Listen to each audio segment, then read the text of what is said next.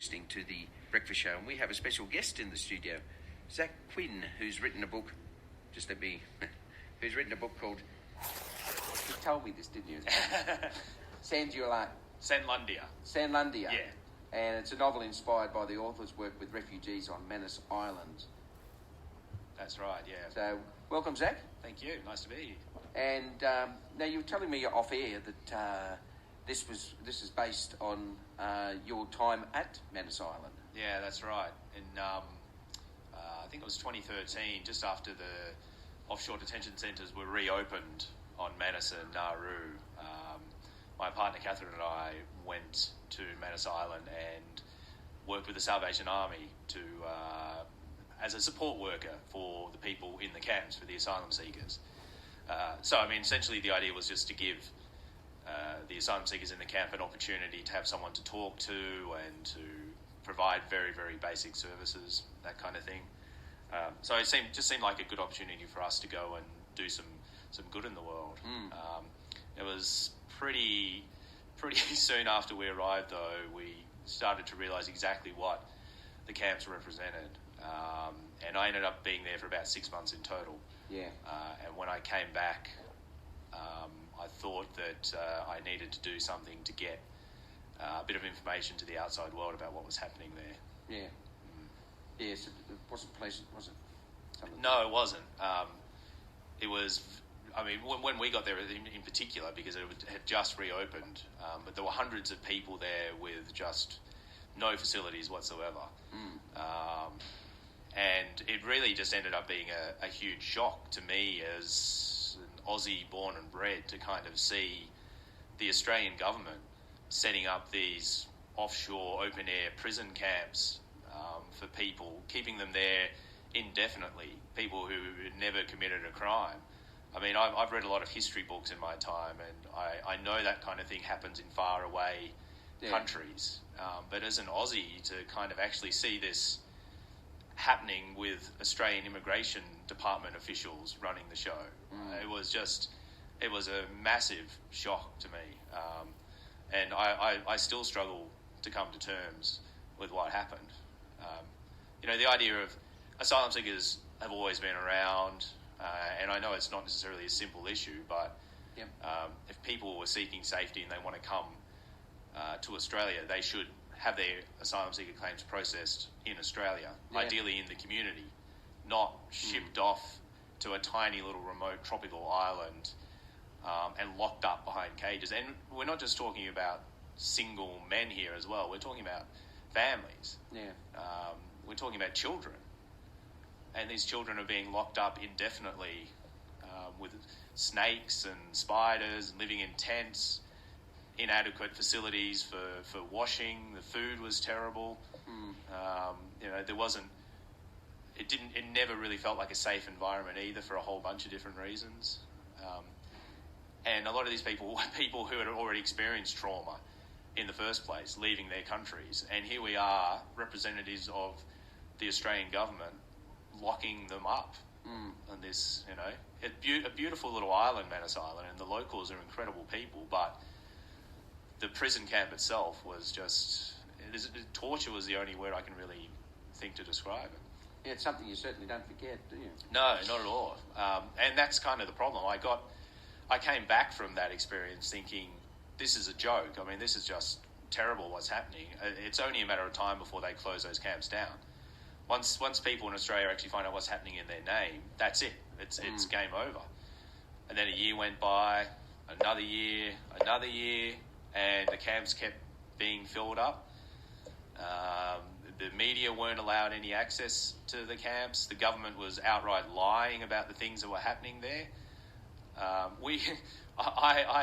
had times where I've read a lot of George Orwell, 1984, Animal Farm, that kind of thing, where he talks about situations where the government says one thing and you can see yourself that the opposite actually took place. Yeah. And I lived that experience, and I never in 1,000 years thought that I would see that my Australian government being responsible for just outright lies when I saw exactly what happened.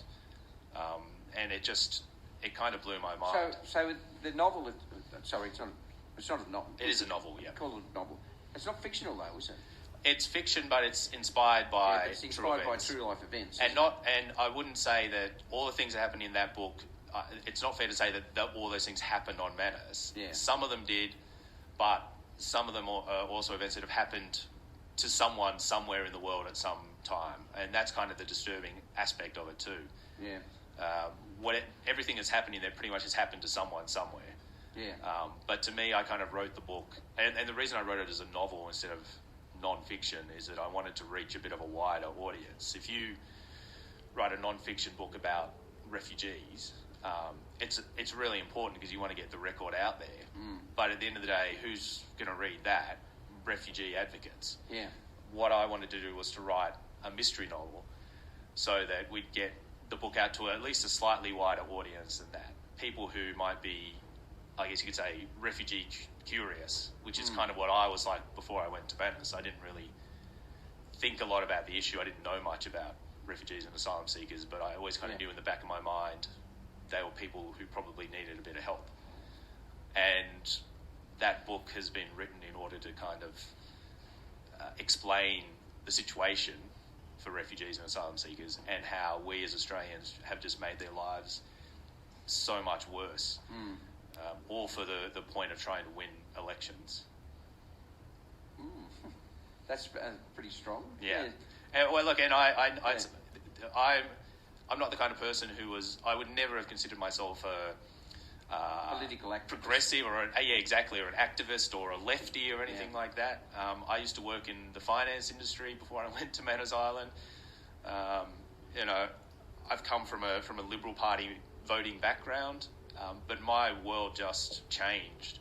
Yeah, when you went there in those 6 now, months. You originally went up there with the Salvation Army, is that right? Yeah, that's right. They initially had the contract to provide support services. So you went up there with the Salvation Army, eyes wide open, not expecting to see what you saw. Yeah, absolutely right. Would that be fair? I think it's fair to say no one who went there as a support worker had any idea what they were in for. And I was kind of lucky in some respects because I was one of the older people who ended up in that role. Yeah. A lot of the support workers were pretty much just out of school. 18, 19, 20-year-olds. And that experience did some serious lasting damage to a lot of those people, I think. Yeah. And the awkward thing is because we as support workers don't feel that we can really talk about it much because the people in the camps themselves suffered a lot worse than we did.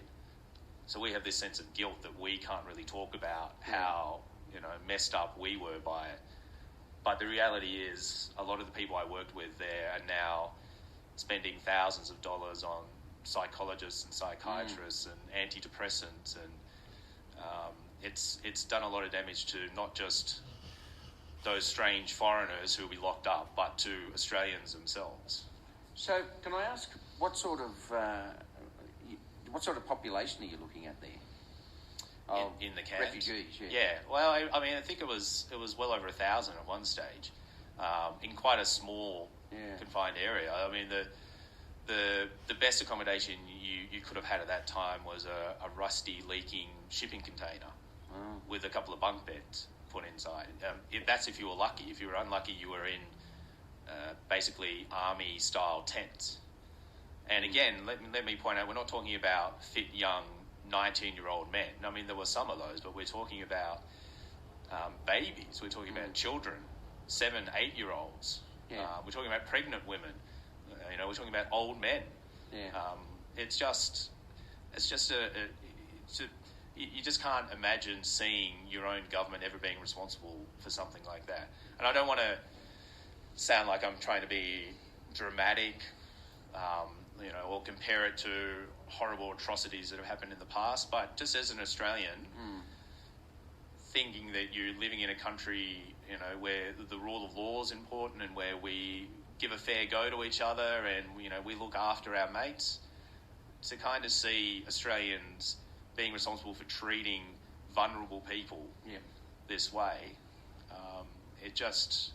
it really messes with your head.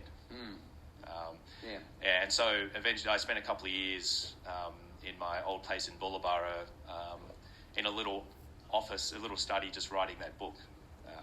going to quite a dark place and recalling a lot of pretty full-on things. Yeah.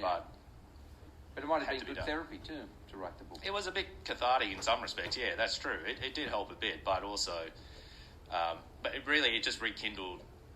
Well, kindled, I guess, my passion for this subject. Yeah, right. And that's why with the Blue Mountains Refugee Support Group, we're going to do an author talk on Sunday down at Glenbrook. Yeah. All right, so, there's a talk on Sunday. You're talking on Sunday about the book? That's right, yeah. Whereabouts? So down at Glenbrook Cinema, there's a hall. Oh, yeah. Glenbrook Hall is right next to the cinema there. Oh, yeah, it's underneath or something. It's just to the right to the side of it, I think. And you'll be talking, what time on Sunday? 2:00 to 4:00. We'll be having a chat. So basically, I'll just be getting up in front of a bunch of people and talking about the book and the experience of being there. I've done a few of these author talks around Australia and New Zealand, but the main thing I try to get out of it is just to give people an opportunity to ask questions. All right. So if people want to get the book, where do they get it from now? Can they get it online or? They can get it online. I also own a bookshop which happens to sell the book as well. But yeah, if you go online and type in the name Sanlundia, you'll be able to find a copy of it. There's a few bookshops around Australia that sell it as well. And there's one at Hazelbrook. There is, yeah. What's the one at Hazelbrook? That's your one. Rosie Ravelston Books. Yeah. Inside Naughty Studios at Hazelbrook. And we give half our profits to charities that support refugees and asylum seekers as well. Because Catherine and I, it's just become one of our driving passions these days. Yeah. Absolutely. To try and just talk to as many people as we can about the things that we saw. Even though, there's a risk to what we're doing because the government in the past has tried to file lawsuits against people who've spoken out, threatened criminal charges. Everyone who worked there signed these big non-disclosure agreements. Yeah. Is there talk that they'll close it though? Well, Manus has been closed. But it's still got population there though, isn't it? It doesn't, but Nauru does. Nauru. Yeah, so there's still a camp open there. You can just see what happened with the Billawella family. Who were, again, this is a classic example, a married couple and their kids, and had just been treated like a political football and just kicked all over the country, shifted off to Christmas Island. They only got moved back to Australia when there was a serious medical issue.